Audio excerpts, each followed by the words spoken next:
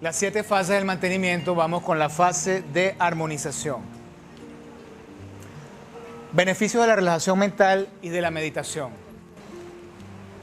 Vamos a mostrar aquí una serie de láminas tomadas de una serie de investigaciones realizadas a finales de los años 60 y principios de los 70, que fue cuando la meditación se introdujo en Occidente, cuando aquel famoso yogi, Maharishi Mahesh Yogi, le enseñó a meditar a los Beatles, a Peter Sellers y a una cantidad de artistas del jet set, y el hombre se hizo famoso de la noche a la mañana.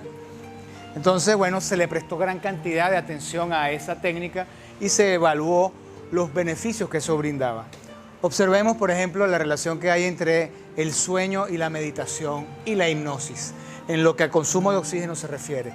Cuando nosotros dormimos, nosotros vamos bajando el consumo de oxígeno poco a poco, más o menos a la sexta hora es cuando hemos logrado una mayor disminución, llegamos casi a un 8% menos o 10%. Con la hipnosis nos mantenemos más o menos igual. Ahora, este descenso incisivo e inmediato a un 16% ocurre en los primeros 5 minutos de la práctica. Esto nos indica entonces la capacidad para descansar de manera profunda. El cambio en el porcentaje respiratorio también durante la meditación. Antes de meditar nosotros tenemos alrededor de 14 a 15 respiraciones por minuto. Cuando entramos en la meditación, en cuestión de unos minutos empezamos a respirar cada vez más lento y bajamos a un promedio de 5 o 6 respiraciones por minuto, lo cual manifiesta el descanso profundo. De la misma forma también el trabajo cardíaco. Partiendo de un trabajo cardíaco anterior, entramos en un nivel de trabajo en el cual se desciende entre un 30 y un 40% del trabajo del corazón durante el proceso de la meditación, durante todo el tiempo que dura la meditación. De la misma manera, cambios bioquímicos. Los niveles de ácido láctico en sangre, cuando empezamos a meditar, empiezan a bajar. Y esta es una meditación que duró 40 minutos. Y fíjense cómo a los 20 minutos ya hemos descendido de un nivel de más o menos 12 a un nivel de aproximadamente 7 miligramos por ciento de ácido láctico. Y permanece un poco por debajo posteriormente. Y la resistencia cutánea durante la meditación también aumenta. Los niveles normales eran alrededor de 50, 60, 80 ohmios y durante la meditación subimos hasta 350. Durante la tensión o la ansiedad, la resistencia cutánea disminuye. En condiciones de estrés, nuestra resistencia eléctrica es baja. Mientras que durante la meditación la resistencia aumenta significativamente, indicando un relajamiento profundo, reducción de ansiedad y de molestias emocionales. Interacción con el medio ambiente. Aquí tenemos ya otro tipo de evaluación. Meditadores y no meditadores. El número de presentaciones de estímulo. Los meditadores se recuperan de las tensiones más rápidamente que los no meditadores. Esto está demostrado al ver la adaptación rápida de la respuesta galvánica cutánea a estímulos tensos. Entonces, un no meditador, al que se le produce un estímulo tenso, en cuestión de minutos, él va recuperándose. Esto lo alteró, pero empieza a recuperarse lentamente, como a los 40 minutos, aún no ha llegado a la estabilización total, no ha llegado al cero.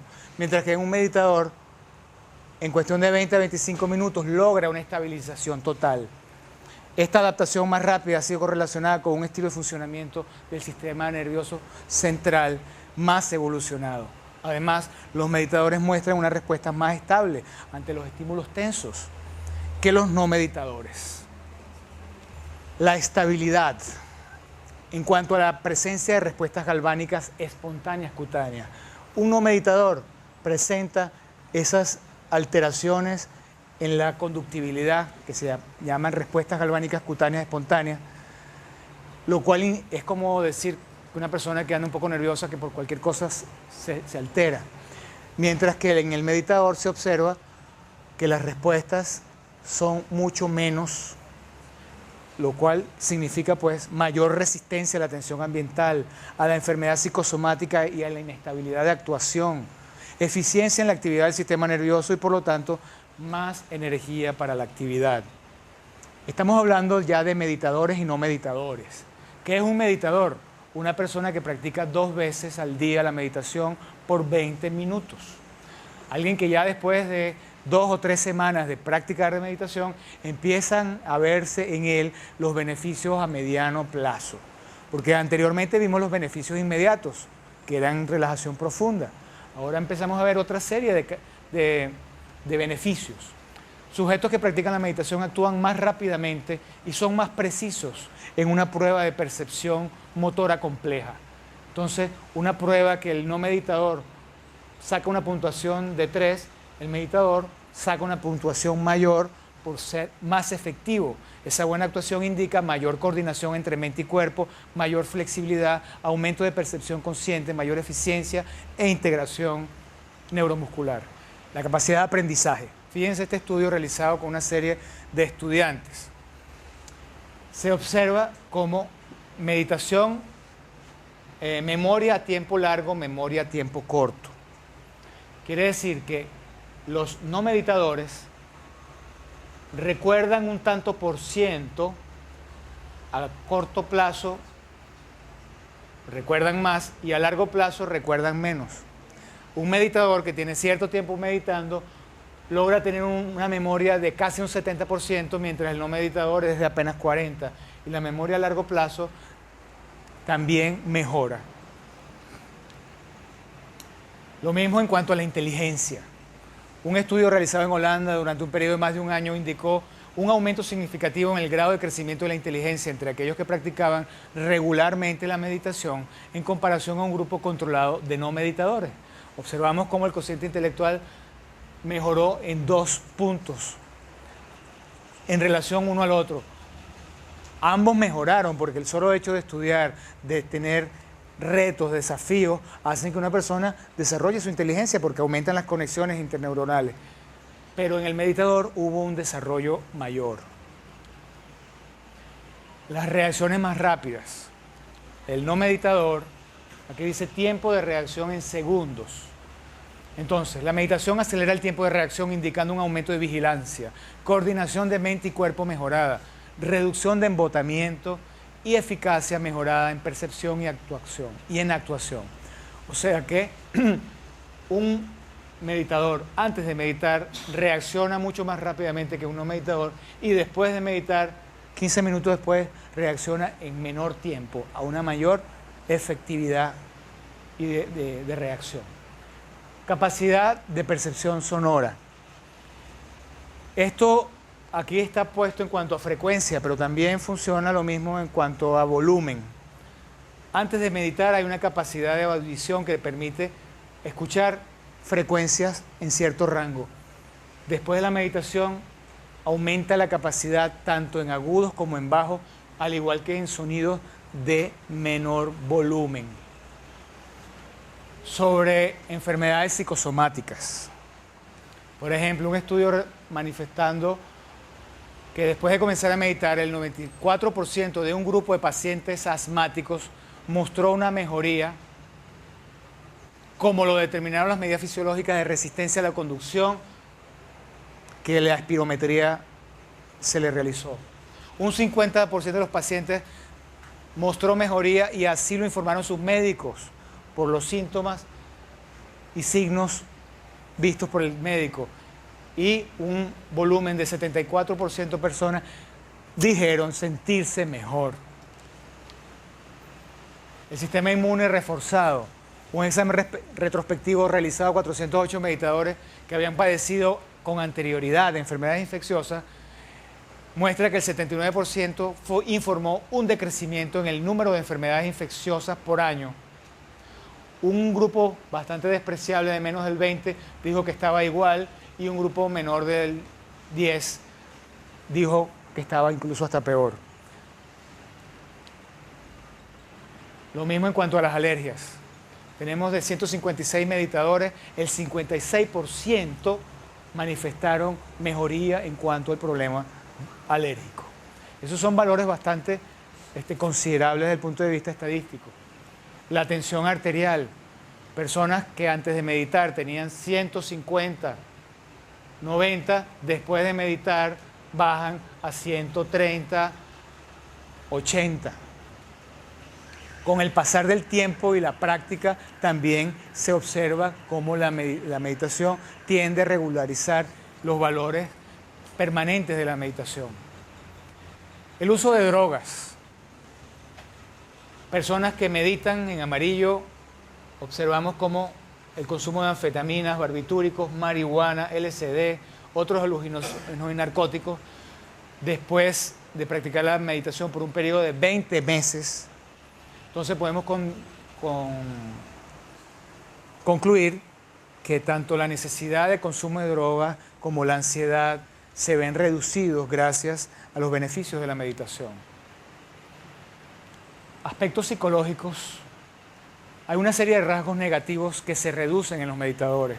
Hay reducción del nerviosismo y de enfermedades psicosomáticas, de la agresión, hay más armonía y efectividad, hay reducción de la depresión, más seguridad en sí mismo y contentamiento, reducción de la irritabilidad, más tolerancia en situaciones frustrantes, menos cohibición, más libertad, descenso en la inestabilidad emocional, disminución en tendencia a dominar, más respeto y aumento de la cordialidad, menos autocrítica, menos dudas en sí mismo. Y por otro lado hay una serie de aspectos positivos que se elevan. Aumento en la sociabilidad, vitalidad y amistad, más extraversión, aumento en la seguridad en sí mismo, más confianza, mejor humor, más eficiencia. Fíjense que todos los exámenes son de esa época. Eso nos hace pensar, ¿por qué si en el 72, estamos hablando de hace 34 años, si hace 34 años se sabía la importancia de la meditación, cómo es posible que a estas alturas de la vida, ni en las escuelas, ni en los colegios, ni en las universidades, nos enseñan a meditar, ni en las empresas? Parece que a nadie le importase que nosotros fuéramos más inteligentes. A nadie le interesa que seamos unas personas más dueñas de nosotros mismos. Desarrollo de la personalidad. Estudios psicológicos independientes que usan el inventario personal de Shostran y pruebas de Schilling indican que los sujetos que practican la meditación se sienten y se consideran personas de mayor realización. Se entiende por una persona realizada, según Abraham Maslow, un individuo que tiene mayor aceptación de sí mismos, de otros y de la naturaleza. Más habilidad de disfrutar de la interacción social y de la soledad. Más frescura de apreciación y riqueza emocional. Más autonomía y firme identidad. Tiene relaciones interpersonales mejoradas, mayor creatividad y una percepción superior de la realidad, mayor espontaneidad, expresión y vitalidad. Los efectos de la meditación, en resumen, podemos decir que a nivel fisiológico, la meditación produce un estado profundo de descanso en alerta mental que rejuvenece y normaliza las funciones de nuestro organismo y del sistema nervioso en particular. A nivel psicológico, la meditación elimina la tensión mental, promueve pensamientos más claros y mayor comprensión, mejora la percepción, la perspectiva y promueve eficiencia y efectividad en la vida. Y a nivel social, la meditación elimina tensiones y discordias, promueve relaciones interpersonales más armoniosas y satisfactorias, permitiendo que cada individuo sea más útil a sí mismo y haga aportes a la sociedad.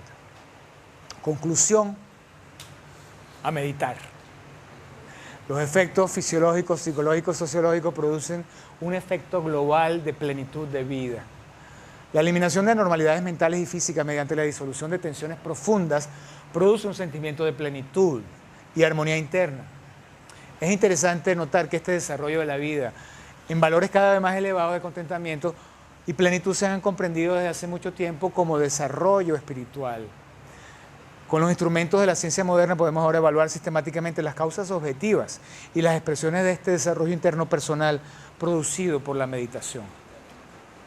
Entendemos pues que la meditación es una herramienta para el manejo y el control del estrés, para el control de las enfermedades psicosomáticas, para aumentar el rendimiento y la productividad.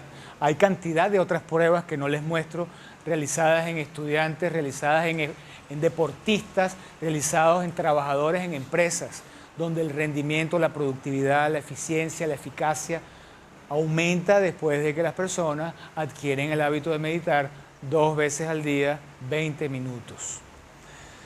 Las técnicas de meditación todas producen los mismos resultados. Son técnicas distintas, es como ir para Caracas en jet, en avión, igualmente llego volando. Todas llegan al mismo lugar, Solo que algunas se adaptan más a una persona que otra. Hay quien no le gusta volar y prefiere ir en carro. Hay quien no le gusta ir en carro, prefiere ir en bicicleta. Pero todas nos llevan al mismo lugar, todos logran los mismos resultados. Solo que algunas personas prefieren una técnica en base a sonidos, otras en base a los ojos abiertos, otros en respiración. Hay muchas técnicas, hay técnicas en movimientos, técnicas en acción. La psiconeuroinmunología, que la mencionamos anteriormente, es una rama que se ha dedicado también a la investigación de la meditación, al igual que la visualización, como herramienta para el control y manejo del estrés y de las enfermedades psicosomáticas. Y de la misma manera, pues todo lo que habíamos dicho es válido para la meditación. Cuando nosotros vamos a meditar, el proceso implica disminuir la actividad del cerebro izquierdo y activar el cerebro derecho. Este es el cerebro que una vez que se activa nos permite la sensación y la percepción que la meditación propicia, que es esa sensación de sentimiento, de unidad, de pertenencia, holístico, integración, totalidad. Esas son sensaciones que se experimentan durante la meditación y son experiencias de cerebro derecho. El amor es una condición de cerebro derecho. El izquierdo tiene que ver más con el ego, pero el cerebro derecho es aquel que cuando yo estoy enamorado de alguien, entro en alfa y entro en un estado que estoy con la chica y ya no pienso en más nada. Lo único que quiero es estar con ella agarraditos de la mano. Estamos en alfa. Bueno, ese es un estado propiciado por esa actividad del cerebro derecho. Entonces, los registros de actividad cerebral vistos acá muestran que en vigilia la actividad cerebral oscila entre 12 y 30 ciclos por segundo. A ese rango se le llama onda beta. Es la mente que utilizamos o el estado mental que utilizamos en los análisis, el que tenemos en este momento activado, pensando, analizando, activo. En la medida que nosotros empezamos a bajar de 12 ciclos, entramos en ese rango que va de 12 a 8, que es esa onda de relax llamada onda alfa, que es la propicia para la meditación o en la que cuando uno medita tiende a estar, porque la actividad cerebral disminuye, se activa el cerebro derecho, estamos más pasivos, más propicios para las sugestiones mentales, para las visualizaciones. Si seguimos bajando, entramos en la onda teta y nos dormimos. Y si seguimos bajando, podemos entrar en una onda delta que puede asociarse con algunos estados de percepción extrasensorial. Entonces, la onda beta está asociada con el análisis, razonamiento, aprendizaje y comprensión, mientras que la onda alfa con la creatividad. Los artistas, los músicos, cuando están en onda creativa, están en alfa.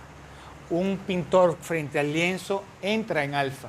Un músico en creatividad y en creación entra en alfa. Programación para memorizar, esas técnicas de aprendizaje óptimo, las técnicas israelíes se basan en eso, te ponen en alfa y luego te enseñan, te dan la información, logrando un mayor resultado y rendimiento. Esto fue lo que les mencioné en relación al Raja Yoga. El Raja Yoga es el yoga más completo. Involucra una serie de prácticas, 8 pasos, de las cuales las últimas 3 están relacionadas con la meditación. Dharana, Dhyana y Samadhi. Dharana es el estado de concentración que se requiere para poder alcanzar la meditación. La mente tiende a vivir en una condición de actividad un tanto anárquica. Los pensamientos vienen y se repiten y recurren. Por ejemplo, nosotros tenemos 20, 25, 30, máximo 40 pensamientos rondándonos todo el día, las 24 horas del día. Son los mismos pensamientos. Pienso en mi esposa que tal cosa que no me quiero. Pienso en mi hijo que no sé qué, que va mal en los estudios. Pienso en que el dólar está grave y no sé qué y que no sabemos qué vamos a hacer. Que en la empresa que tal rollo con fulanito. Dentro de 1 hora vuelvo a pensar otra vez la misma vaina. Dentro de 3 horas vuelvo otra vez a la misma cosa. Andamos todo el tiempo con pensamientos repetitivos que se terminan convirtiendo en pensamientos angustiosos, obsesivos, que nos restan energía porque la mayoría de ellos son problemas que no podemos y que no le encontramos solución, que nos quitan energía. La concentración es la posibilidad de que mi mente esté solamente donde yo quiero que esté. Eso es una habilidad, es una destreza, no todo el mundo la tiene que desarrollarla. La mente se te quiere por un lado y no, tú la pones ahí. La vas a poner en el pensamiento que a ti te interesa. Eso es importantísimo lograrlo. Paso siguiente ocurre dhyana, la meditación, ese estado en el cual puedo yo trascender el pensamiento y empezar a entrar en estados que me van a llevar al trance místico descrito los hindúes como el samadhi. Es interesante ver lo siguiente, cómo evolucionó la palabra. Veamos cómo la meditación relacionada con una religión que no es una religión, el budismo, en la cual la meta del budismo es la realización, la iluminación del individuo, utilizan a la meditación como una técnica fundamental de su práctica. Siddhartha Gautama en India vivió en el siglo VI a.C. de Cristo. Tamo Bodhidharma en el siglo VI, el 28º Buda, atravesó los Himalayas y llegó a China, al templo de Shaolin, y se encontró con una cantidad de monjes ahí un poco enfermizos y les enseñó a meditar, les enseñó técnicas de defensa personal y desarrollaron algo que se llamó el Kung Fu a partir de ahí. Pero les enseñó también la meditación Chan. El trabajo interior Kung Fu y la meditación Chan parten entonces de esa enseñanza que llevó Tamo, unión de budismo con el taoísmo, que era la filosofía de fondo que existía ya en la China. La palabra dhyana pasa a la China llamándose Chan y luego pasa en siglos posteriores, en el siglo XI aproximadamente, pasa a Japón y se convierte en la palabra Zen. Zen significa simplemente sentarse a meditar, sentarse. Entonces, esa, digamos, es la evolución. El Zen es una práctica de budismo que se dedica exclusivamente a la meditación y al romper esquemas mentales que nos lleven a vaciar la mente de pensamientos y de toda la cantidad de análisis que hacen que nuestro cerebro izquierdo siempre quiera saber, esa ansia de conocimiento. La meditación va más allá del conocimiento, la meditación nos lleva al exterior. Aquí quiero mostrarles un poema de San Juan de la Cruz, un místico cristiano. Con eso les quiero mostrar que en el cristianismo no estamos peleados con la meditación, simplemente no nos la enseñaron como una técnica de realización. Pero hubo más de un cristiano que la adoptó. San Juan de la Cruz fue uno de los que creó una congregación llamada los Carmelitas Descalzos, y Sor Juana Inés de la Cruz creó a las Carmelitas Descalzas y son monjes contemplativos que se dedican a meditar. Fíjense qué hermoso este poema. Entréme donde no supe y quedéme no sabiendo, toda ciencia trascendiendo. Yo no supe dónde entraba, pero cuando allí me vi, sin saber dónde me estaba, grandes cosas entendí. No diré lo que sentí, que me quedé no sabiendo, toda ciencia trascendiendo. De paz y de piedad, era la ciencia perfecta, en profunda soledad, entendida vía recta. Era cosa tan secreta que me quedé balbuciendo, toda ciencia trascendiendo. Estaba tan embebido, tan absorto y ajenado, que se quedó mi sentido de todo sentir privado, y el espíritu dotado de un entender no entendiendo, toda ciencia trascendiendo. El que allí llega de vero, de sí mismo desfallece. Cuanto sabía primero, mucho bajo le parece, y su ciencia tanto crece que se queda no sabiendo, toda ciencia trascendiendo. Cuanto más alto se sube, tanto menos entendía. ¿Qué es la tenebrosa nube que a la noche esclarecía? Por eso, quien la sabía, queda siempre no sabiendo, toda ciencia trascendiendo. Este saber no sabiendo es de tan alto poder que los sabios, arguyendo, jamás lo pueden vencer. Que no llega su saber a no saber entendiendo, toda ciencia trascendiendo. Y es de tan alta excelencia a que este sumo saber, que no hay facultad ni ciencia que le puedan emprender. Quien se supiere vencer con un no saber sabiendo, irá siempre trascendiendo. Y si lo queremos oír, consiste esta suma ciencia en un subido sentir de la divinal esencia. Es obra de su clemencia hacer quedar no entendiendo toda ciencia trascendiendo. A ver, fíjense lo interesante. Toda ciencia trascendiendo, análisis, argumentaciones. Es obra de su clemencia hacer quedar no entendiendo. O sea que al final ese estado de gracia es eso, un estado de gracia. Un regalo de Dios, un estado de gracia. Este poema es maravilloso. El arte de la meditación es algo que más bien se desarrolla en la práctica y en tantas meditaciones. La conclusión de ella nos lleva a entender, pues, que la meditación es un proceso que se aprende como cualquier práctica, que requiere de continuidad, de insistencia, que lo vamos dominando poco a poco. Cuando les decía que por qué creen que a nadie le interesa que seamos inteligentes, es porque si somos inteligentes y nos convertimos en personas pensantes y autoconducidas, vamos a dejar de ser manejados por la manipulación de grupos, por la manipulación de masas, por la publicidad, por los comerciantes y por todo el mundo.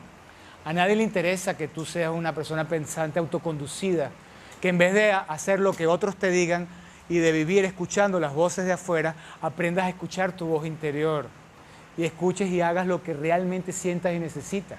Eso no le conviene a nadie, eso no le interesa a nadie, solamente a ti. Solamente a ti, una vez que tomes conciencia de la importancia de esto y de que esto es un valor agregado a tu vida, para ti, para tus hijos, para las personas que tú quieras que realmente sean unas personas que encuentren esa voz dentro de sí.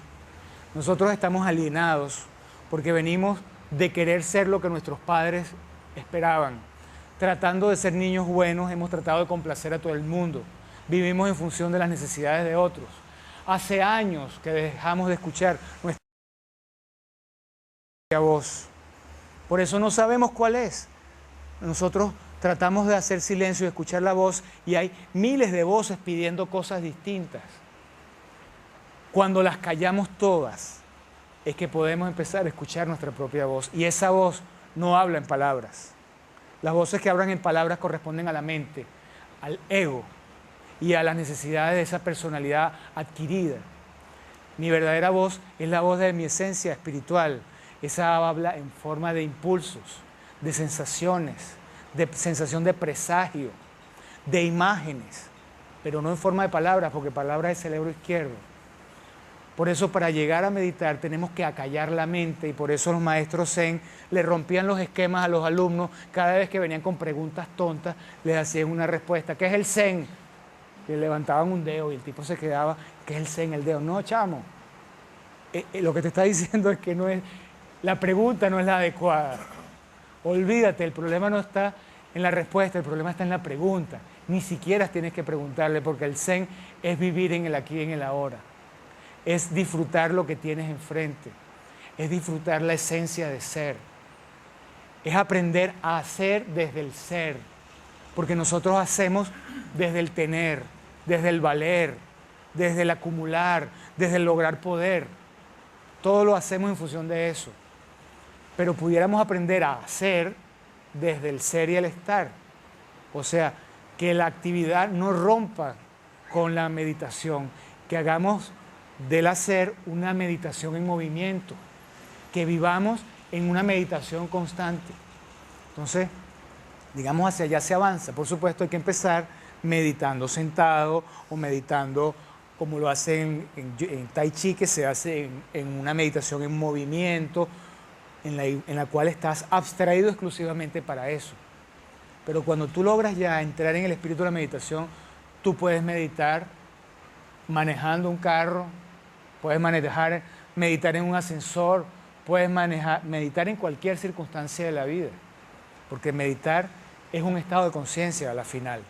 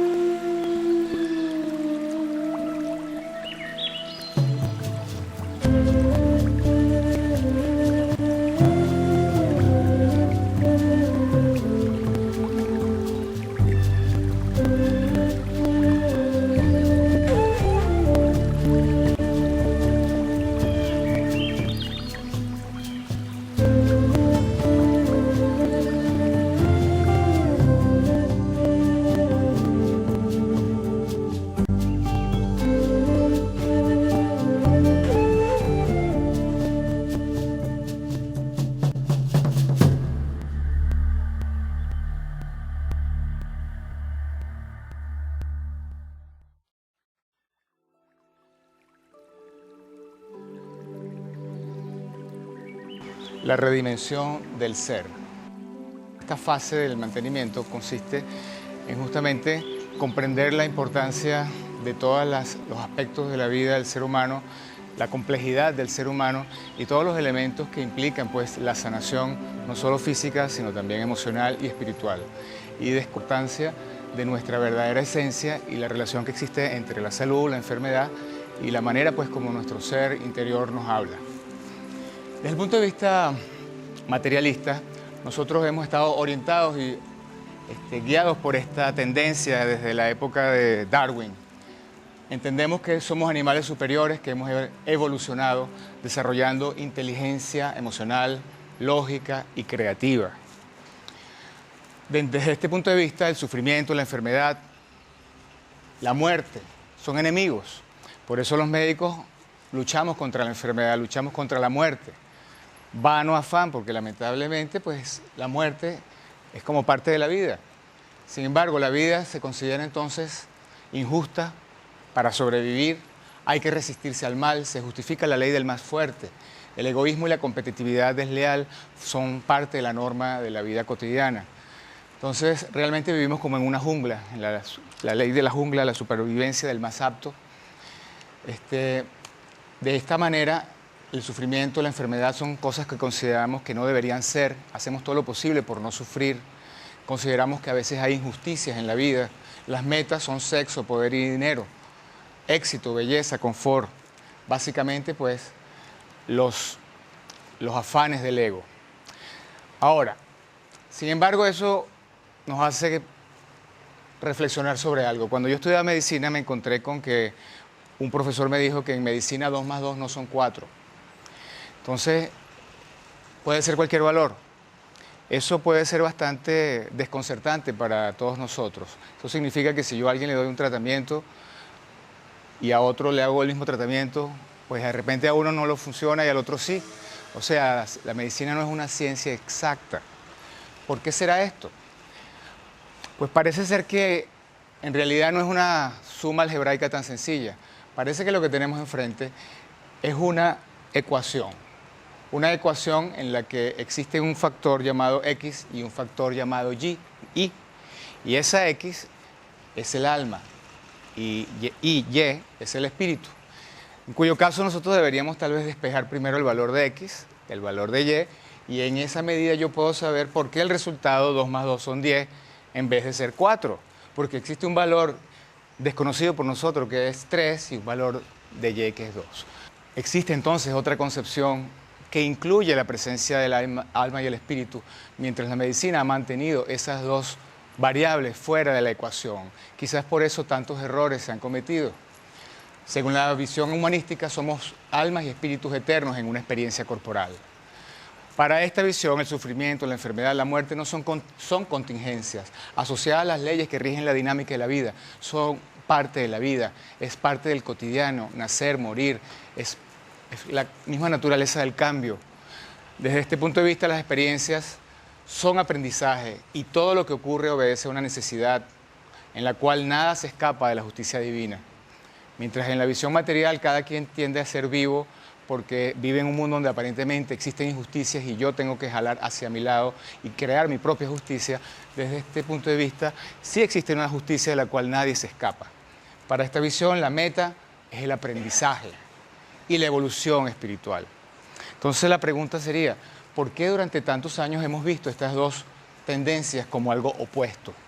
En realidad son complementarias, porque las dos corresponden quizás a dos universos paralelos, a dos realidades que no dejan de ser verdad una ni la otra tampoco.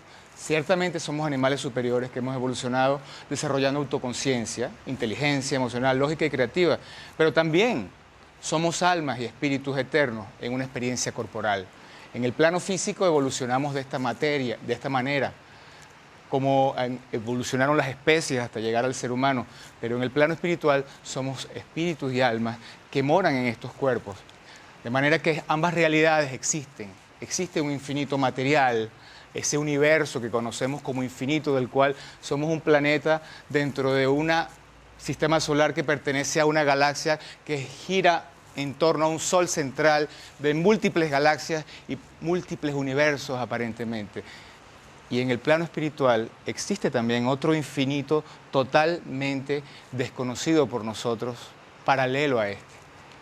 De ahí surge para nosotros el símbolo de lo que representa para nosotros nuestro logo, ese símbolo que une la comprensión de ambos universos y la existencia, pues, de ambos unidos en un mismo círculo. Y partiendo de ese criterio y de esa visión doble de la realidad, es que vamos a plantear, pues, lo que es nuestra comprensión de la complejidad del ser humano. Desde el punto de vista causal, entonces, cualquier problema que el ser humano vive puede afectarnos a un nivel multicausal y multidimensional. Son múltiples las dimensiones de donde podemos estar siendo afectados o a las cuales un problema afecta y las múltiples las causas que pueden estarnos afectando. Planteémonos que nosotros somos este individuo que es el centro de la conciencia. Tenemos conciencia de individuo, un cuerpo y con él nos identificamos.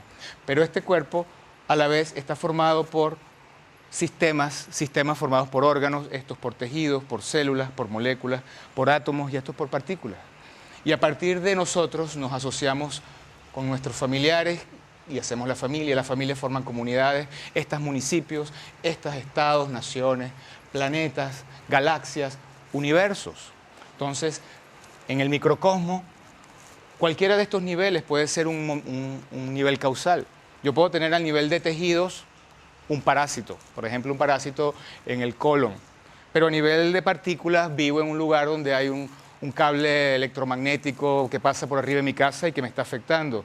Y a nivel de familia tengo problemas con mi esposo, con mi esposa o lo que sea, y a nivel de nación, pues hay decisiones tomadas por nuestro presidente que nos han afectado el estrés, etcétera, etcétera. De manera que cada una de ellas está interinfluenciando la otra. Y si yo voy a curar a una persona que me llega con un problema, pues tengo que atender todos los niveles. Tengo que descubrir primero o saber que existen todos estos niveles en los cuales yo tengo que buscar causas que pudieran estar produciendo alguna alteración de la realidad de ese individuo. Y en esa medida adquirir nosotros conciencia de individuo, conciencia de familia, conciencia de comunidad. En cada uno de estos niveles hay leyes, hay reglas que rigen esa misma dinámica. En la medida en que yo vivo en armonía con las leyes de la familia, pues estoy en armonía con mi familia. Pero si yo desconozco las leyes de la comunidad, por ejemplo, que existen leyes de tránsito y leyes en la calle de cómo debe manejar, si yo violo alguna de esas leyes, me puede llevar un carro por delante, porque ignoro una ley. Entonces, en cada uno de estos planos implica que yo tengo que conocer las leyes, las dinámicas que manejan ese mundo o esa realidad. Y lo mismo ocurre en estos niveles, en los niveles inferiores, en los niveles microcósmicos. Cada uno de ellos hay un mundo de interrelaciones que hace que se afecten los átomos, las moléculas. Por ejemplo, a nivel molecular puede haber algún tipo de alimento que tiene cierto tipo de químico que afecta a nuestras moléculas y es ese el nivel donde yo tengo que estar consciente de una alimentación adecuada, donde debo evitar tal químico de la presencia, pues, de la comida. Por otro lado, hay una serie de descubrimientos científicos que ocurrieron en la década, en el siglo XX, que van a ir respaldando una serie de conocimientos que ya la filosofía y los metafísicos conocían hace mucho tiempo. Se hablaba del cuerpo físico, del cuerpo psíquico. ¿A qué se referían con eso? Bueno, hoy en día sabemos que tenemos un cuerpo físico y ese cuerpo físico está compuesto por varios niveles. Un nivel de energía de tipo bioquímica, que es la que la mayoría de los médicos conocemos porque es la que estudiamos y la que nos permite hacer el uso de las drogas, la farmacología.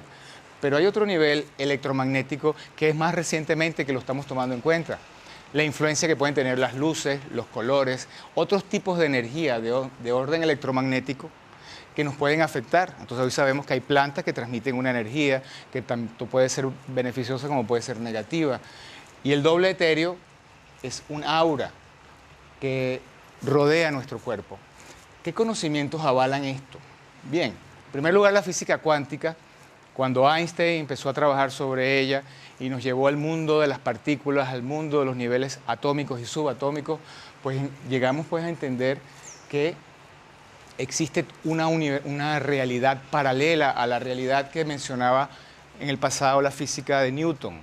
Newton estableció una serie de leyes en un plano, en el plano de las dimensiones aparentes. Recuerden que él vio caer una manzana y empezó a pensar y descubrió la ley de gravedad universal y una cantidad de otras leyes que rigen el plano del mundo de las apariencias. En ese mundo, esta pared es sólida. Pero en el mundo de las partículas y el mundo subatómico no existe sino un inmenso espacio donde partículas aparecen en forma de partícula o en forma de onda. La energía y la materia son simplemente ondas o partículas flotando o moviéndose en un inmenso espacio vacío. Lo que existe es un vacío. O sea que de repente yo puedo atravesar esta pared. Pudiese ser, porque no hay nada sino vacío y partículas. Sin embargo, en el mundo de las limitaciones del mundo aparente, existe la pared acá. Pero ya en ese otro nivel descubrimos que existen otras realidades. Realidades que incluso pueden ser afectadas por la mente del ser humano. Hay experimentos hechos en aceleradores de partículas en el cual se bombardean las partículas y así se descubre la aparición de las ondas o de las partículas. Y lo interesante de ese estudio es que cuando los investigadores desean ver la energía en forma de partículas, aparecen como partículas, y cuando desean verla como onda, aparece como onda. De manera que la mente del investigador afecta el resultado del experimento. La mente controla la materia. Todos esos elementos nos hablan de otra nueva realidad, y ese es ese mundo del cual la energía y la física cuántica. Biofotones fue un descubrimiento del señor Friedman, que descubrió que todos los seres vivientes emiten energía, una energía bioeléctrica, o sea, la energía química se convierte en energía lumínica, así como una luciérnaga que es capaz de en la noche emitir luz. Bueno, todos los seres vivientes podemos emitir o emitimos una cierta energía que no llega a ser tan intensa como para ser visible, pero que puede ser medida con unos aparatos, y ese aparato descubrió que todos los seres vivientes presentan esa energía, y esa energía es la que veían otros señores rusos que con la cámara Kirlian, los señores Kirlian, descubrieron la presencia de un aura en los seres vivientes, en las plantas, en los animales, en todo. Esa energía ha sido calificada, ha sido evaluada, y hoy en día nos permite saber si un color representa un estado de bienestar o de enfermedad, si una intensidad, unas características en eso. Entonces se han catalogado los estados psicológicos, emocionales y las enfermedades de acuerdo a los patrones que persisten. Entonces tenemos ya el conocimiento de un nivel eléctrico que muchos médicos no conocemos. Y simplemente tenemos que estudiar física para poder entender estos tipos de energías eléctricas, electromagnéticas, etcétera, que funcionan en el ser humano y que tienen que ver mucho pues, con la salud y la enfermedad. A nivel de la psiquis, se ha evaluado la importancia de que nuestra inteligencia se ha desarrollado en la medida que varias áreas del cerebro también lo han hecho, y hoy en día podemos hablar de una inteligencia conductual, que es la inteligencia básica de las rutinas del cerebro reptil, y luego tenemos el cerebro emocional en el mesencéfalo, la creativa y la inteligencia racional en la corteza cerebral. Entonces todo esto y los conocimientos de la psiquiatría han sido avalados y respaldados de manera tal que la medicina psicosomática es hoy una realidad. El doctor Hammer fue una persona muy importante en el descubrimiento de algo que nos ayuda a confirmar cómo funciona el tema de la medicina psicosomática. A él le ocurrió algo muy particular. Un hijo de él, su único hijo, en una cacería que andaban todos juntos con unos amigos, hubo un disparo y mataron al muchacho, un niño de 18 años, único hijo. Eso fue para él un trauma horroroso, se podrán imaginar. Pero ocurrió algo particular. A los 6 meses, tanto él como su esposa les dio cáncer. A la mujer le dio cáncer de seno y a él le dio cáncer de testículo. Lamentablemente la esposa falleció, pero él, en un estudio que hizo porque él era médico y radiólogo, se dedicaba a imagenología y trabajaba con escáneres cerebrales, se había comprado un equipo y en el equipo, haciendo estudios y calibrando el equipo, se dio cuenta que había una manchita en su cerebro. Él se tomó fotos a sí mismo para ver cómo funcionaba el equipo. Y vio que aparecía una manchita que él creyó que era un efecto de refracción o un defecto del equipo. Total que fue y le puso una queja a los dueños de los equipos y se tomó una foto en otro equipo y la manchita también apareció. Desde ese momento él empieza a investigar qué son esas manchitas y empezó a hacer exámenes en otros pacientes en el hospital y empezó a descubrir que esa manchita, la de él, estaba en un área del cerebro que correspondía justamente a testículo, el lugar donde él tenía el cáncer. Y empezó a hacerle exámenes a todos los demás pacientes con cáncer y encontró manchitas en el lugar del cerebro, en el área de Broca, en el área del cerebro aquí lateral anterior, en cada uno de los órganos correspondientes al lugar donde las personas tenían la patología. Bueno, eso es algo fabuloso haber hecho ese descubrimiento.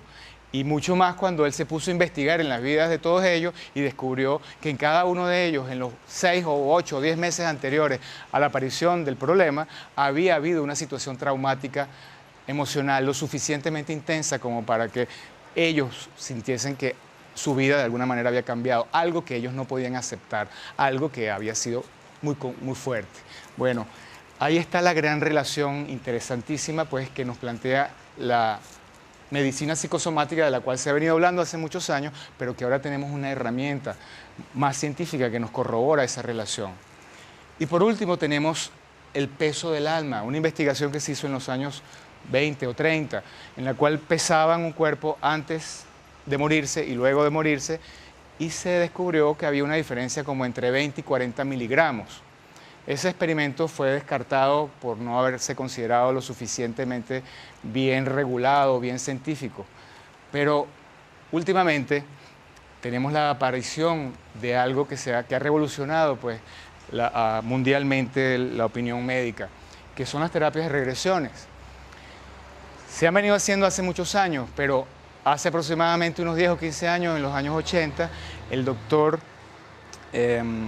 Brian Weiss, un médico psiquiatra, catedrático de una universidad, o sea, profesor universitario, titular de la cátedra y quien ha escrito cantidad de artículos médicos en revistas internacionales, o sea, una persona muy reputada y respetada como científico, presenta en uno de sus pacientes un fenómeno en el cual él empieza a plantearse la posibilidad de que aquí lo que está ocurriendo es una experiencia que él desconoce, en el que la persona aparentemente está yendo a una vida pasada y recordando cosas que no pertenecen a esta experiencia.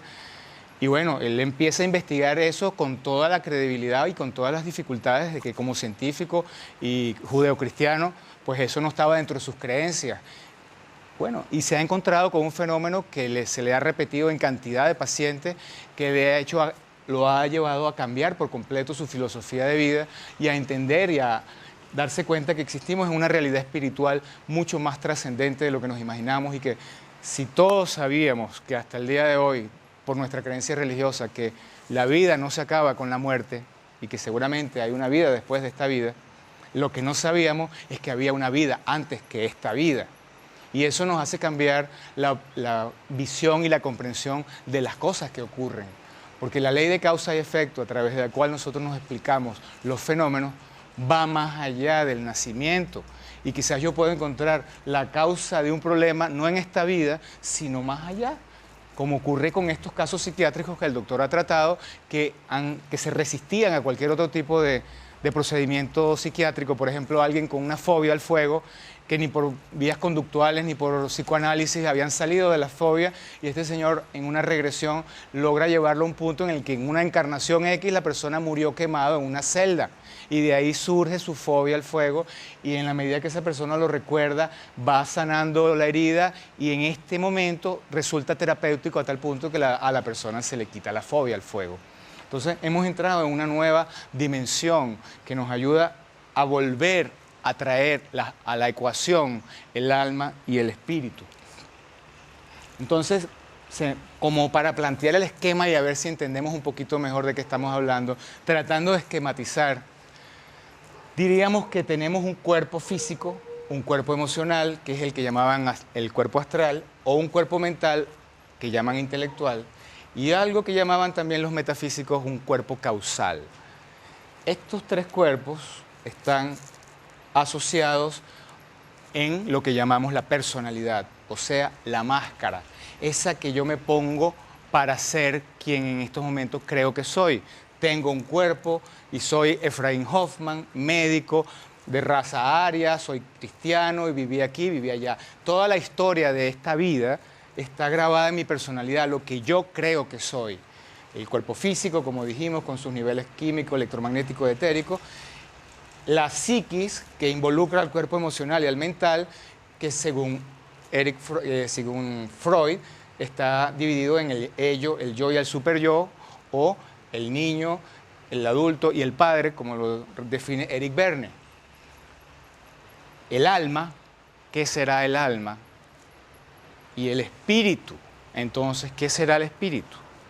Bien, el espíritu es nuestra esencia divina, aquella que nos hace ser a imagen y semejanza de Dios.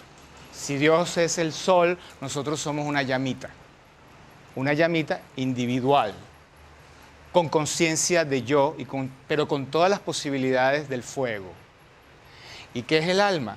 El alma es como el disquete en el que yo llevo, el disco duro donde yo llevo la memoria de todas las vidas pasadas, de todas las personalidades y de todos los cuerpos donde he estado. En el alma es donde se lleva el archivo de esa información.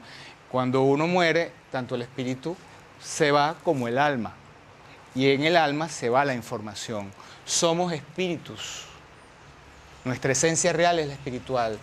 Tenemos cuerpos y prescindimos de los cuerpos cuando ya cumplieron su función. Más o menos esa viene a ser entonces la explicación. Esos cuerpos son vistos por los videntes como ciertos niveles de energía que están por fuera del cuerpo físico. El más inmediato es el cuerpo etéreo, luego viene el cuerpo astral, que se prolonga varios centímetros más allá del cuerpo mental y más allá del cuerpo causal, y a través de un conducto que sale por la cabeza llamado el antacarana, nos conectamos con nuestro espíritu que está de alguna manera, no sé si ustedes han visto una figura llamada la Divina Presencia, que es una figura de un ser como con otro ser arriba. Ese ser viene a ser el espíritu que está conectado a través de esa luz con la cabeza y con el corazón. Bien, hablando de lo mismo desde otro punto de vista, ya tratando de entender las cosas desde el punto de vista de un análisis del ser humano, de un análisis médico. Hablamos de que existe entonces una realidad de la tercera dimensión, que es el alto, el ancho y la profundidad, las tres dimensiones del plano físico, y una cuarta dimensión que va más allá del tiempo, que es el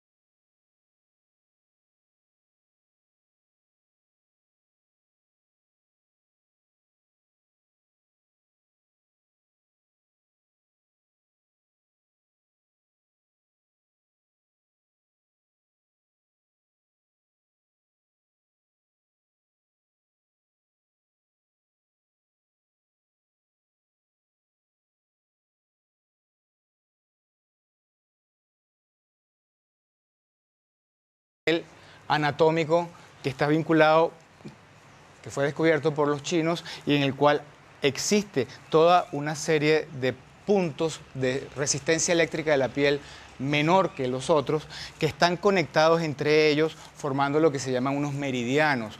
Meridianos porque vienen en el sentido longitudinal y vertical, de arriba hacia abajo. Y tenemos de cada lado del cuerpo un número igual de meridianos. Entonces, esos meridianos de ambos lados, en forma perpendicular, son como carreteras en las que hay puntos que se están conectando por los cuales circula la energía. Y esa energía se conecta con los órganos internos. Tenemos otro nivel energético que fue descrito por los hindúes en base a unos centros energéticos que se llaman generadores o chakras, de los cuales los 7 más importantes, porque hay otros, se encuentran más o menos en el plano medio del cuerpo humano, hay otros en las manos, en los codos, en las rodillas, en las articulaciones, en las palmas y las plantas de los pies, pero los más importantes que están asociados con diversos estados de conciencia y con diversos niveles de energía, pues son estos 7 planos que se cuentan desde el más bajo, que sería el chakra número 1, a nivel del coxis, entre el coxis y el y las gónadas, y va ascendiendo. Luego uno a nivel de la zona sexual, a nivel del plexo solar, el cuarto a nivel del corazón, del timo, el quinto a nivel de la tiroides, el sexto a nivel de la glándula hipófisis y el séptimo a nivel de la epífisis, que es el chakra coronario. Bueno, cada uno de ellos tiene toda una realidad, toda una relación que implica un nivel de energía en el cual puede producirse una afectación. Si yo tengo, por ejemplo, un estado emocional en el cual tengo rabia, la rabia es una energía vinculada con la pasividad y la acción, con el poder, con la voluntad, con el tercer generador. Entonces, en el tercer generador probablemente aparezca alguna patología vinculada con los órganos cercanos o con los tejidos asociados, como pudiese ser una hepatitis o un cálculo biliar o un problema a nivel renal, que tiene que ver con que tenemos desequilibrada la energía del chakra número 3. Entonces, cada uno de estos tiene una relación entre ellos. A nivel psíquico, entonces tenemos esa comprensión de que el ser humano tiene unos niveles de conciencia, de inconsciencia, de subconsciencia y de supraconsciencia. Carl Jung definió un esquema en el cual el ser humano tiene un ser que es el que presenta a nivel superficial a quien él denominó el ego, ese que yo creo que soy, y está conformado por una máscara que es la imagen positiva pero falsa de mí, aquella que yo presento, aquella que yo vendo, aquello que yo soy, lo que los demás quieren que yo sea, esa que desde pequeño he tratado de mostrarle a todo el mundo para ser querido, aceptado y apreciado por todos. Y hay otra parte que se llama la sombra, la que representa todas aquellas cosas que alguien me ha dicho que es malo, que feo eres, que no debería ser rabioso. Entonces yo empiezo a esconder mi rabia, empiezo a esconder una serie de cosas que trato de no mostrar para que solo se vea mi imagen bonita. A eso se le llama la sombra, la imagen negativa de mí, que también pudiese ser aquello que yo admiro en otros, que creo que yo no tengo. Entonces lo admiro en otros, pero yo también lo tengo. En mí me siento complejado. Esa es mi sombra. Y luego se encuentra más adentro el ser real, el ser verdadero, el sí mismo o ser superior. Él también mencionó la presencia o la existencia de que el alma del hombre era femenina y se llamaba ánima, y el alma de la mujer es masculina y se llama animus, y forma parte pues del equilibrio entre ambos. En la medida en que nosotros, el corazón se divorcia de la cabeza, en la medida que lo que yo en mi ser real realmente no logro expresar y manifiesto afuera una realidad distinta, porque hay una disociación entre mi verdadero sentir y lo que yo muestro, como les dije, la máscara, ahí surgen entonces las posibles patologías. Entonces, viendo este esquema de lo que llamaríamos las capas del ego, vemos en el lado externo el yo consciente, el área del pensamiento, más adentro el área de la acción, más adentro el área del sentimiento y el verdadero sentir genuino en el corazón. El núcleo viene a ser el corazón, el sentir, la capa emocional. Esto se expresa en forma de impulsos. Por eso la manera de escuchar a nuestro corazón, a nuestro ser real, no va a ser en forma de palabras, va a ser en forma de sensaciones, de impulsos, de imágenes. El área emocional se expresa en forma de placer, regocijo, sentimientos, dolor, tristeza, etc.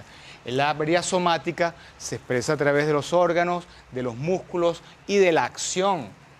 Y esa se traduce pues en nuestra expresión, la autoexpresión. Y el área más externa, que es el pensamiento, se expresa a través de las decisiones, de las afirmaciones, de la palabra, de la posesión, de la afirmación. Como les decía, cuando nosotros bloqueamos la expresión de algunas de ellas, las emociones se reprimen.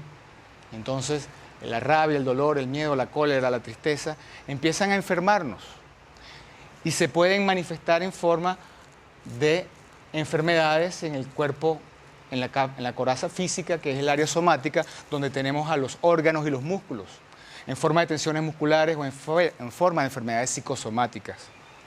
Y en el área más externa, que viene a ser la del consciente, las defensas psíquicas vienen a ser una serie de mecanismos inconscientes que también vienen a ser un reflejo de aquellas emociones y sentimientos que yo estoy reprimiendo y que no acepto, que niego, como negación, proyección, reproche, evasión, racionalización, recelo, desconfianza. Todas estas vienen a ser expresiones de esas defensas.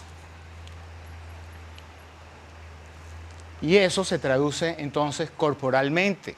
Como les decía, los segmentos del cuerpo, cada uno de ellos asociado con un tipo de emociones, con un chakra, con un canal energético, entonces va a ser el lugar donde simbólicamente se van a somatizar ciertos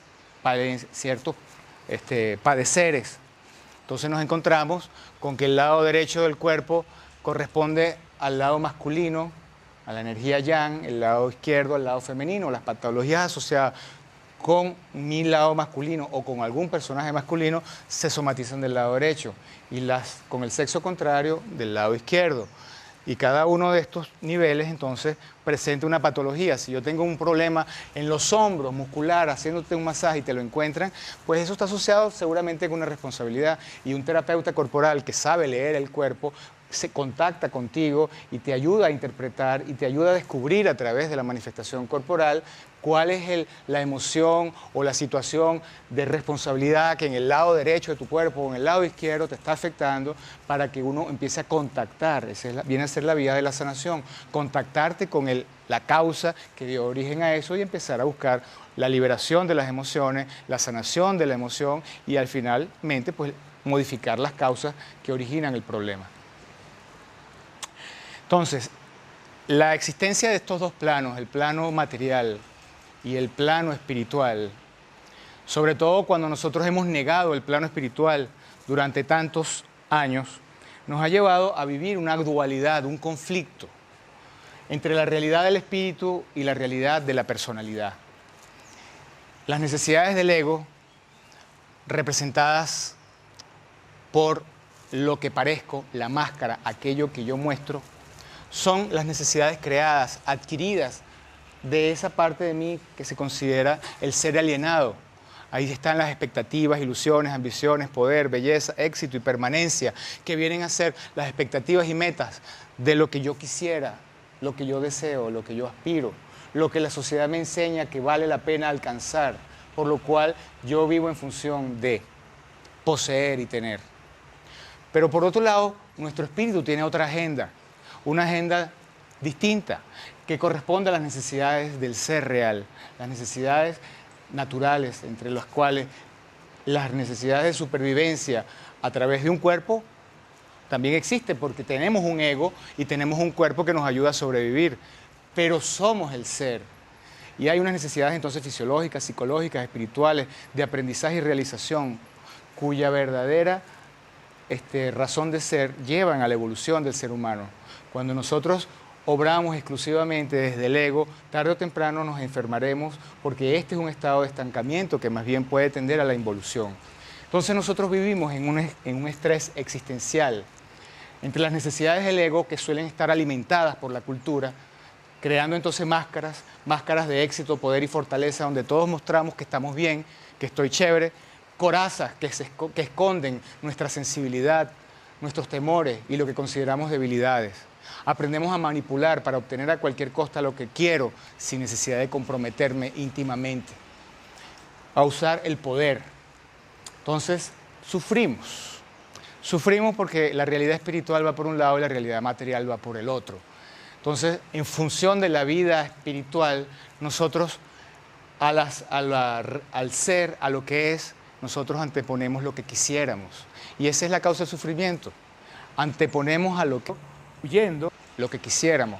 Entonces lo que es no nos gusta. Siempre andamos quejándonos de todo porque quisiéramos que fuera de otra manera. La realidad se enfrenta con nuestras expectativas y ese es el lugar donde chocamos. La realidad, lo que es, obedece a las necesidades del ser real, que como les dije, viene con una agenda propia a evolucionar, a aprender, a crecer.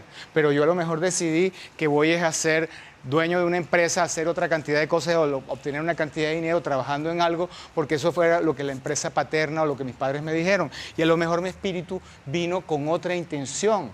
En algún momento este conflicto va a empezar a manifestar un roce, un conflicto que se va a manifestar en el exterior en forma probablemente de enfermedad, en forma de un evento que genera una ruptura, una pérdida, alguna adversidad, porque en algún momento yo tengo que conectarme con mi realidad espiritual, porque la realidad espiritual predomina, la realidad espiritual está de fondo, detrás de cualquier otro aspecto, es la que le da sentido a la vida, realmente.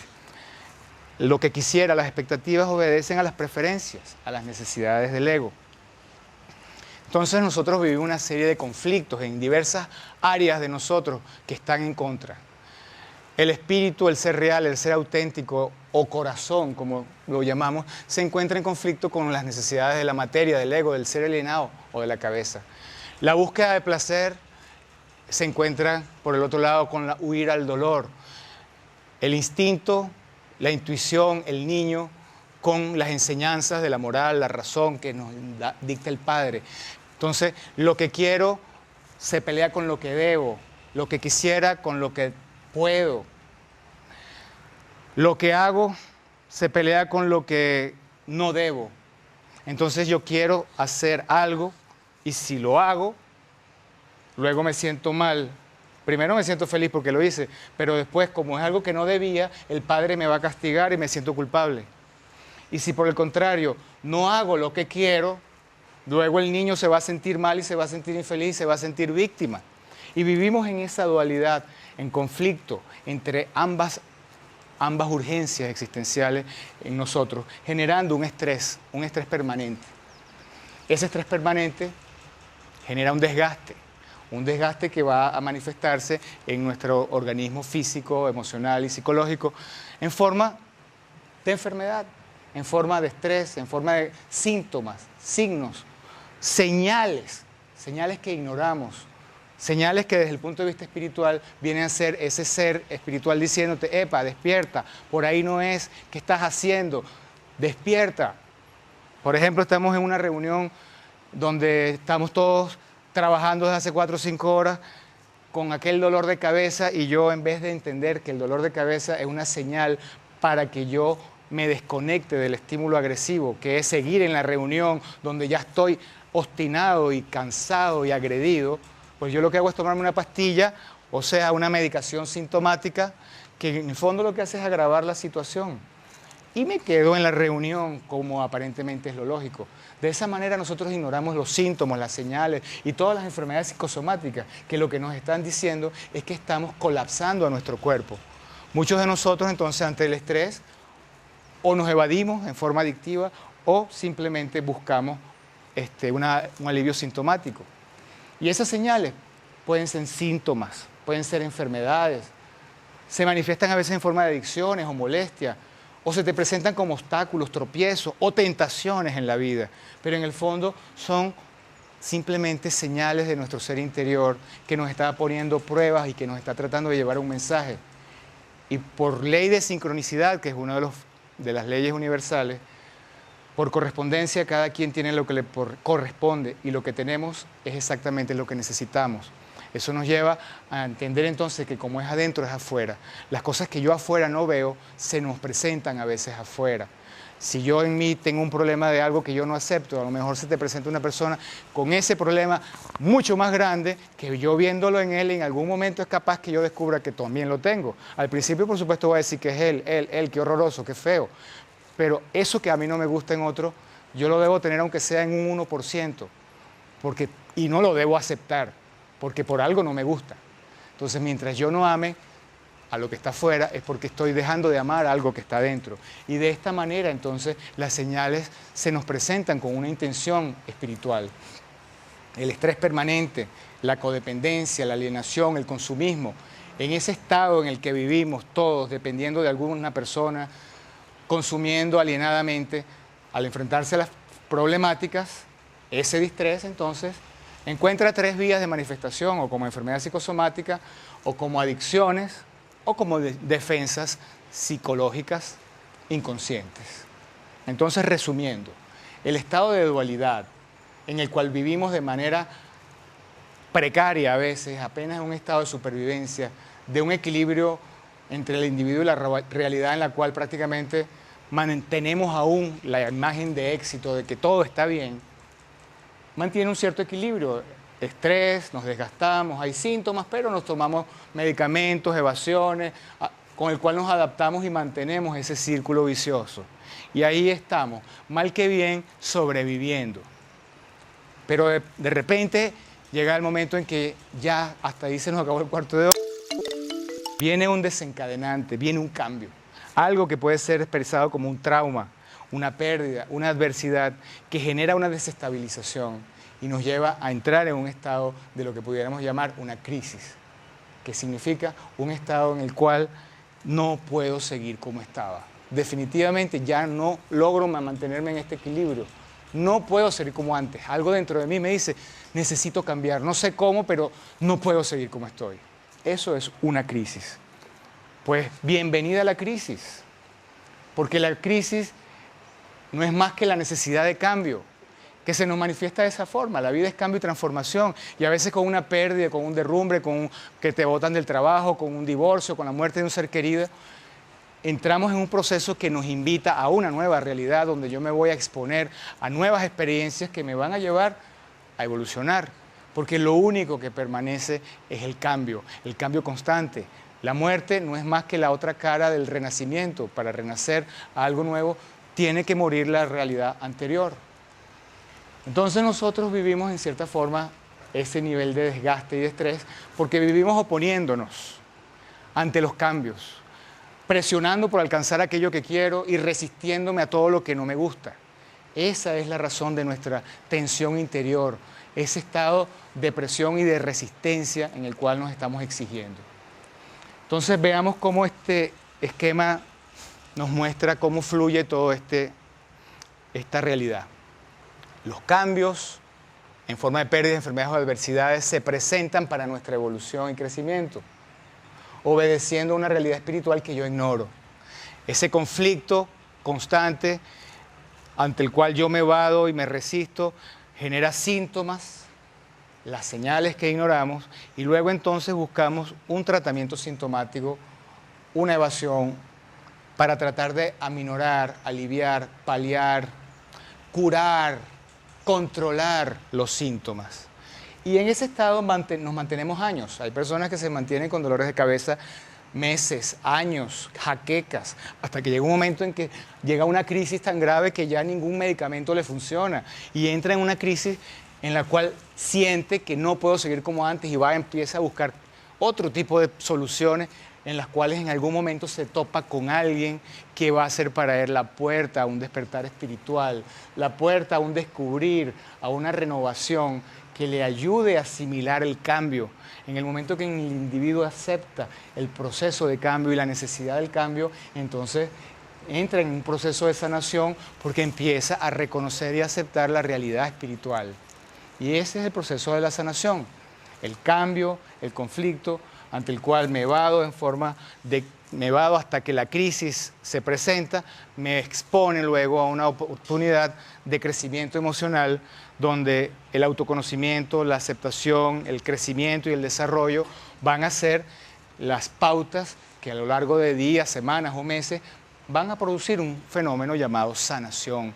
Sanar algo es volver al estado de salud. Curar es algo que está echado a perder y que como que se repara. Sanar es algo que viene desde adentro, utilizando las leyes y los principios y las fuerzas de la naturaleza. Es un proceso de contactación, de despertar espiritual, ante el cual se me abren nuevos horizontes y despierto a una realidad espiritual. Lo cual implica, esta realidad espiritual, subordinar las necesidades del ego a las del ser real. Empezar a hacerme sensible al ser real, de poner humildemente las vanidades de la personalidad y empezar a subordinar las orgullosas pretensiones de la mente al noble sentir del corazón. La mente, esa en la cual nosotros nos creemos que soy el que piensa, que soy lo que pienso, que soy lo que digo, que soy lo que hago, que yo soy todo eso y me envanezco de ello. Afortunadamente con los años la vejez nos lleva hasta la memoria y llegará un momento en que no me voy a acordar ni de lo que estoy diciendo hoy, pero sigo siendo yo y de alguna manera nos van a golpear el ego para que nosotros caigamos en una realidad que no somos el ego, tenemos un ego que cumple una función. Sin embargo, no hay que dejar de tener ni dejar de hacer. Lo que tenemos es que aprender a hacer desde el ser y desde el estar, subordinando las necesidades del ego a las necesidades del espíritu. No desatender las necesidades del cuerpo ni de la personalidad, pero mantenerlas dentro de los límites de la estima, del cuidado personal y del autoamor. Escuchar y atender entonces a partir de ahora las señales y la voz del maestro que se nos va a manifestar tanto dentro como fuera de nosotros. Y quizás fuera de nosotros con más facilidad las podamos descubrir que dentro. Aunque es dentro donde deberíamos escuchar, pero qué difícil es escuchar adentro. Entonces, el proceso de sanación va a iniciarse en el momento que empiezo a conocerme, en el momento que empiezo a entender lo que soy y cuando empiezo a aceptar lo que entiendo que soy.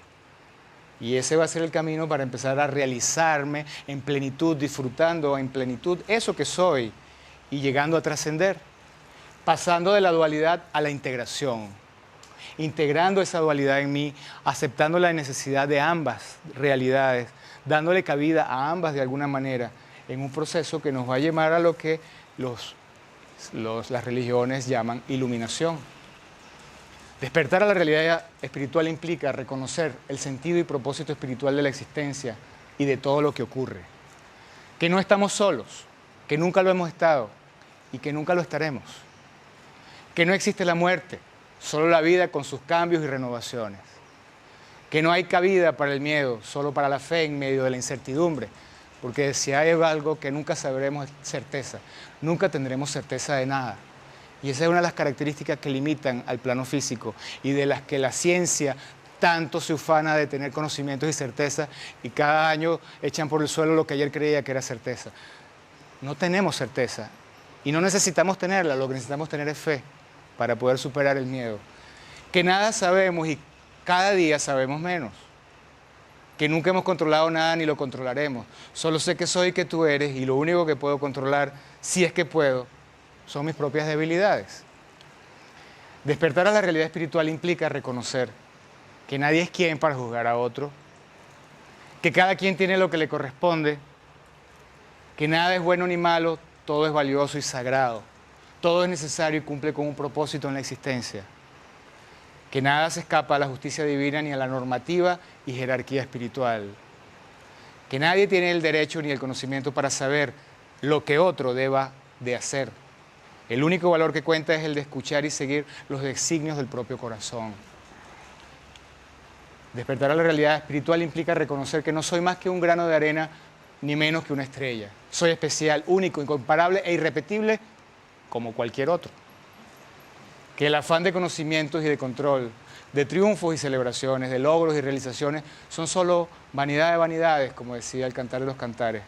Que no valen más ni tampoco permanecerán al igual que un aguacero o una puesta de sol. Despertar a la realidad espiritual implica reconocer que nadie es tan valioso o está tan bien como para que suframos de envidia o nos acompleje. Que nadie es tan malo o tan culpable de nada como para que padezcamos de odio y sed de venganza. Que nadie es tan poca cosa o se encuentra tan mal como para merecer nuestra lástima tampoco. Pero nuestro corazón puede sentir compasión por unos y por otros, e incluso por nosotros mismos. Todos merecemos ser amados, cada una de ellas, porque si es nutrido el que recibe, doblemente lo es el que da. De manera que la vía de la sanación es un camino hacia la realización espiritual también. Es una vía a través de la cual hoy en día podemos encontrar que algunas religiones hablan un idioma parecido al del que la medicina holística viene a hablar hoy en día. Porque en el pasado los médicos eran sacerdotes. Los sacerdotes de los templos guiaban al hombre en su sentido físico y espiritual. Y eso es lo que viene a ser en día hoy el médico holístico de alguna manera. La familia pues estoy en armonía. Tiene que ser primero una verdad para sí mismo y ser un ejemplo de esa verdad para poder inspirar a otros esa verdad y para poder entonces orientar sus dolencias físicas que seguramente tengan también una connotación moral y espiritual. Para el judaísmo, el cristianismo y el islamismo, que todos provienen del mismo tronco y de los cuales el mito del jardín del Edén está presente, el origen del mal comienza al principio cuando estábamos en sintonía con la voluntad del Creador. El mal aparece en el universo cuando Adán y Eva hacen uso del libre albedrío y desobedecen a Dios. El mal es el sufrimiento y la muerte que empiezan a padecer. Desde ahora parirás con dolor y ganarás el pan con el sudor de tu frente, se nos dijo. En ese momento empezamos a vivir las consecuencias de nuestros actos, o sea, la ley del karma comienza a actuar. Para los budistas y el hinduismo, todos estamos sujetos al sufrimiento, la muerte y el renacimiento, y la causa del sufrimiento es justamente la ignorancia que nos hace apegarnos a la ilusión de lo pasajero, ante la impermanencia del yo. Mediante la meditación podemos realizar la conciencia de vacío y destruir la conciencia ilusoria del yo, nos plantea el budismo. Y la medicina holística considera que la ignorancia de las leyes que rigen la existencia nos acarrea sufrimiento y enfermedad. Debemos perseguir el desarrollo personal y la sabiduría. En este sentido, la verdad os hará libre, como decía Jesús. Ese es el camino de la medicina holística que vamos a ver y que vamos a hablar en el momento que tratemos el tema de los cuidados integrales, que es el número 7. Y colorín colorado.